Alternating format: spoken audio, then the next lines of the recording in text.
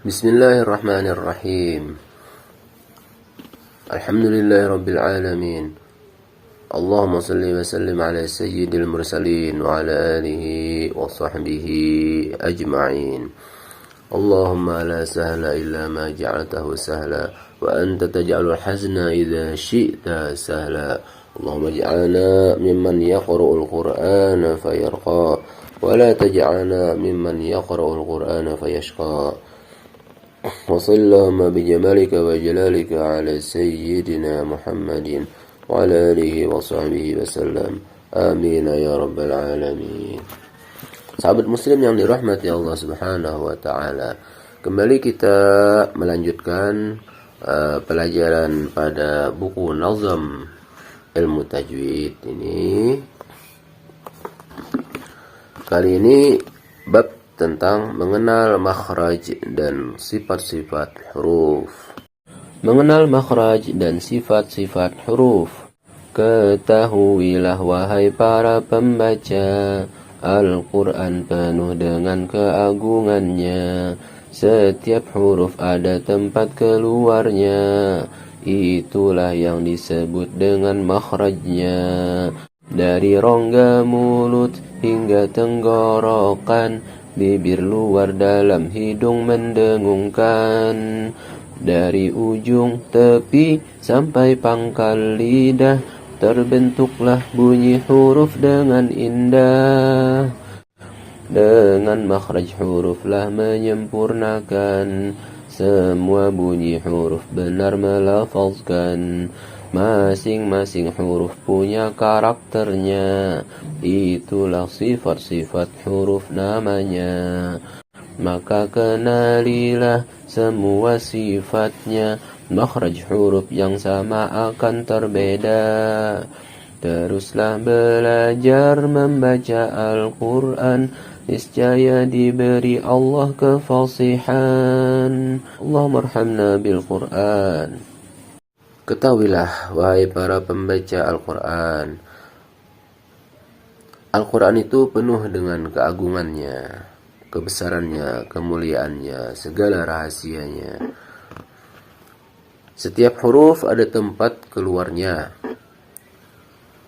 tidak sembarangan, tidak seperti bahasa Arab biasa ya. Itulah yang disebut dengan makhrajnya. Dari rongga mulut hingga tenggorokan,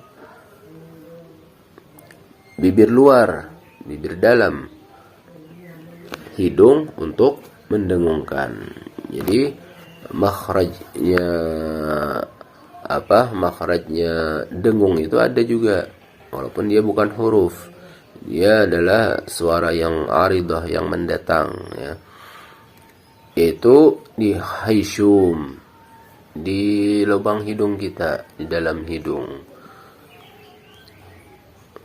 Wa gunnatun makhrajuhal khaysyumu, itu dalam muqaddimah al-jazariyah atau matan jazariyah. Gunnah itu makhrajnya di khaysyum, di hidung. Jadi sewaktu kita misalkan mengikhfakan nun sukun ke huruf ta ya, anta, atau mengikhfakan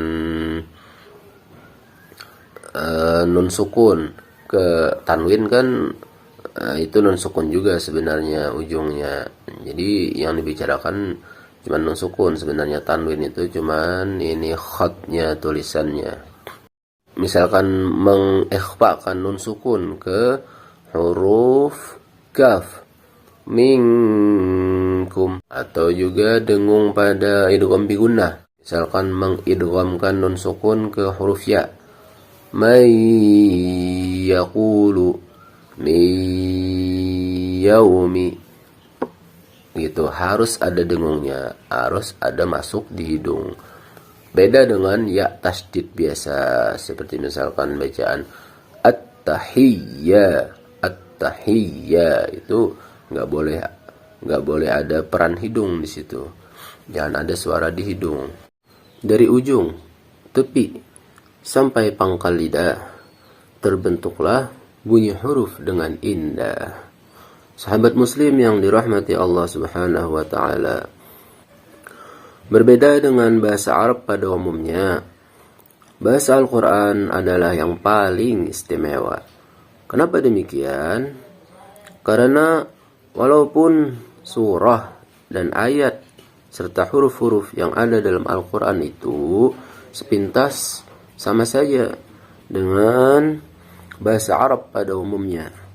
Namun sebenarnya banyak sekali perbedaan padanya, baik itu dari segi tata bahasanya, penyebutannya, rasam atau tulisan yang ada pada kalimat-kalimat dari ayat Al-Quran tersebut, sampai kepada makna yang terkandung di dalamnya. Bahkan orang Arab sendiri yang mereka memang sudah fasih mengucapkan bahasa Arab karena sudah terlahir sebagai orang Arab, namun untuk membaca Al-Quran dengan benar maka haruslah tetap belajar kepada para masyayikh atau guru-guru Al-Quran yang memang sudah mahir dalam bidang baca Al-Quran. Semua huruf yang ada dalam Al-Quran, membacanya atau melafazkannya haruslah sesuai dengan makhrajnya, yaitu tempat asal keluar huruf tersebut. Ditambah lagi dengan menyertakan sifat-sifat yang ada padanya pada setiap huruf itu.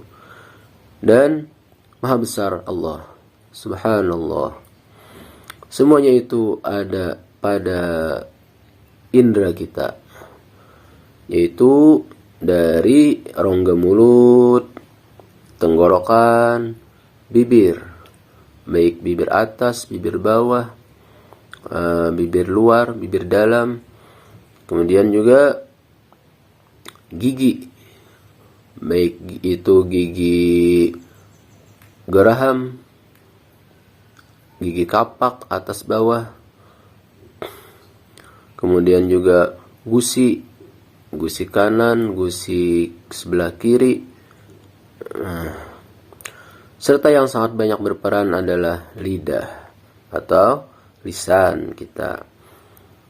Dari aqsal lisan, pangkal lidah, wasatul lisan, pertengahan lidah, atau juga tarful lisan, ujung lidah, dan juga hafatul lisan, tepi-tepi atau sisi-sisi lidah yang kiri atau yang kanan. Subhanallah, fatabarakallahu ahsanul khaliqin. Dengan bekerjasamanya indera yang ada pada mulut kita melalui pertemuan lidah dan gigi atau juga pangkal lidah dengan langit-langit hunuk, ya, sampai seterusnya, terbentuklah bunyi huruf dengan indah. Nah, ini semua adalah min ayatillah, di antara tanda-tanda kebesaran Allah Subhanahu wa taala jalla jalaluh, yang bisa kita rasakan sendiri.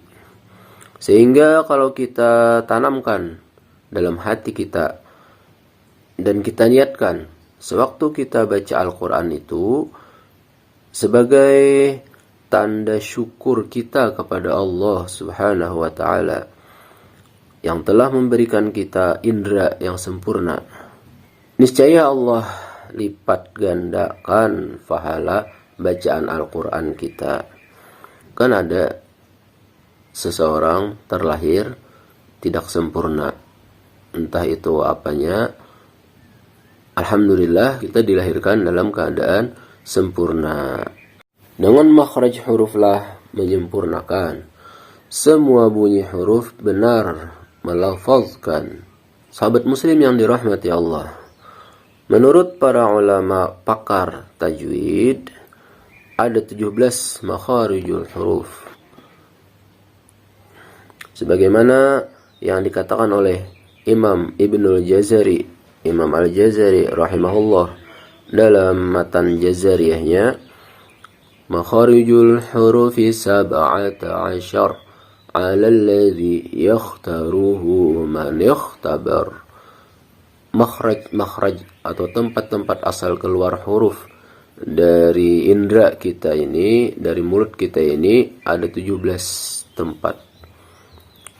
Dan itulah yang mukhtar, pendapat yang terpilih, pendapat yang terbanyak daripada kalangan para ulama pakar dalam tajwid atau bacaan Al-Quran, para ulama Al-Quran. Maka dari itu, pembaca Al-Quran yang baik, dia haruslah mau berusaha menggerakkan seluruh yang ada di mulutnya. Harus membuka mulut, kemudian juga menggerakkan gigi, memainkan lidah ke sana kemari. Semuanya harus bekerja sama dengan sebaik-baiknya agar menghasilkan bunyi atau suara yang memang sesuai dengan apa yang telah diajarkan oleh para ulama ussalaf, yang mereka menerima dari orang-orang sebelum mereka, dari guru-guru mereka, sampai kepada para sahabat, dan para sahabat langsung bertatap muka, berhadapan, bertalaqi, musyafahah dengan Rasulullah sallallahu alaihi wasallam. Rasulullah menerimanya dari Jibril alaihissalam, dan Jibril menerima wahyu langsung dari Rabbul Izzati, Allah subhanahu wa ta'ala, jalla jalaluh wa ta'ala azamatuh. Sehingga para ulama berkata, siapa saja yang membaca Al-Quran tidak dengan bertajwid, berarti dia membaca Al-Quran tidak sesuai dengan keadaan Al-Quran sewaktu diturunkan. Karena Rasulullah menerima wahyu atau setiap ayat yang diturunkan kepada beliau melalui malaikat Jibril alaihissalam adalah dengan mujawwadan, dalam keadaan bertajwid. Kemudian dengan makhraj huruflah menyempurnakan semua bunyi huruf, benar melafazkan. Masing-masing huruf punya karakternya. Itulah sifat-sifat huruf namanya. Itulah sifat-sifat huruf namanya. Maka kenalilah semua sifatnya. Makhraj huruf yang sama akan terbeda. Teruslah belajar membaca Al-Quran. Niscaya diberi Allah kefasihan. Amin. Allahumma arhamna bil Quran.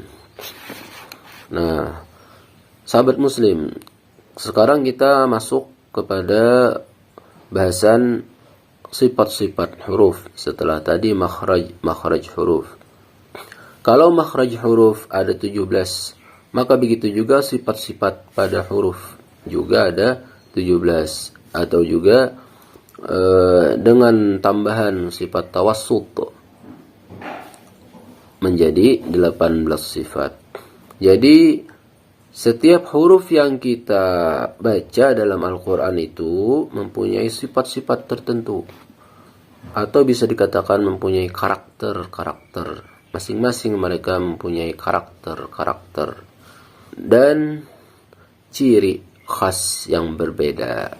Dan karakter atau sifat inilah nantinya yang akan bisa membedakan bunyi huruf yang sama makhrajnya.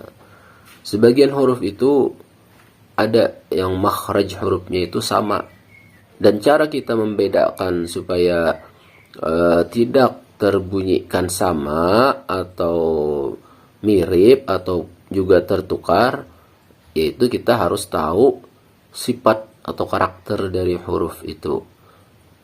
Misalkan pada huruf sin dan sad, atau juga pada huruf zal dan za, atau juga pada huruf ta dan to. Mereka itu sama makhrajnya, atau walaupun tidak sama atau juga bisa berdekatan sekali makhrajnya.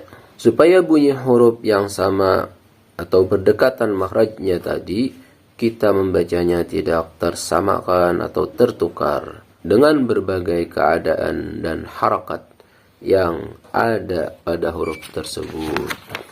Dalam kitab Al-Minahul Fikriyah pada syarah Muqaddimah Al-Jazariyah yang dikarang oleh Syekh Ali bin Sultan Al-Qari disebutkan, qala Ar-Rummani wa ghairuhu, telah berkata Imam Ar-Rummani dan yang selain beliau daripada para ulama-ulama Al-Quran, laulal itbaq law saratil dadu dalan li'annahu laysa bainahuma farqun illa al-itbaq walau saratil dha'u dhalan walau saratil sadu sinan fasubhanallah man daqqat hikmatuhu fi kulli syai', kata beliau, kata Imam Ar-Rummani rahimahullah.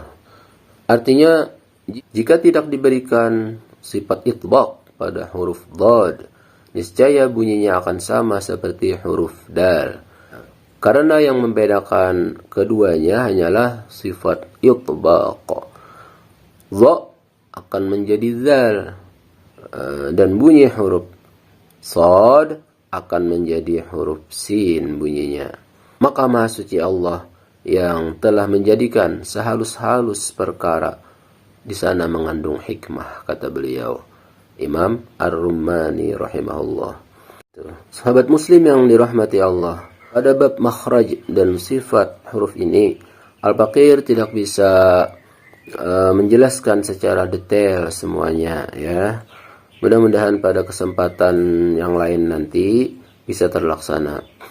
Namun Al-Baqir hanya ingin menyebutkan poin-poin pentingnya saja dari bab ini, bahwa betapa kalam Allah yang ada pada kitab suci Al-Quran haruslah benar-benar kita ketahui dan pelajari bersama tentang cara membacanya. Di antaranya adalah dengan memberikan hak pada setiap huruf yang kita tuturkan.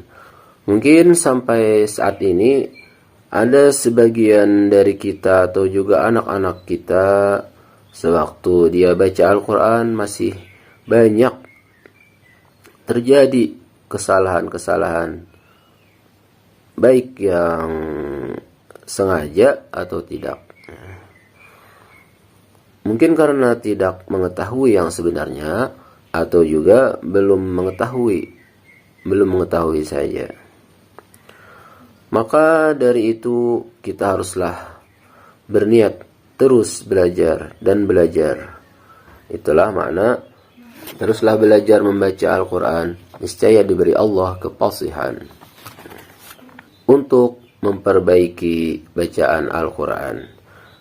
Dan bukan itu saja, bahkan semua hal yang berkaitan tentang kewajiban-kewajiban dalam agama kita. Dengan berniat dan terus berusaha menjadi lebih baik, semoga kita tergolong pada golongan orang-orang yang mendapatkan ampunan, rahmat, dan pertolongan dari Allah atas segala yang masih kurang pada diri kita. Amin ya rabbal alamin.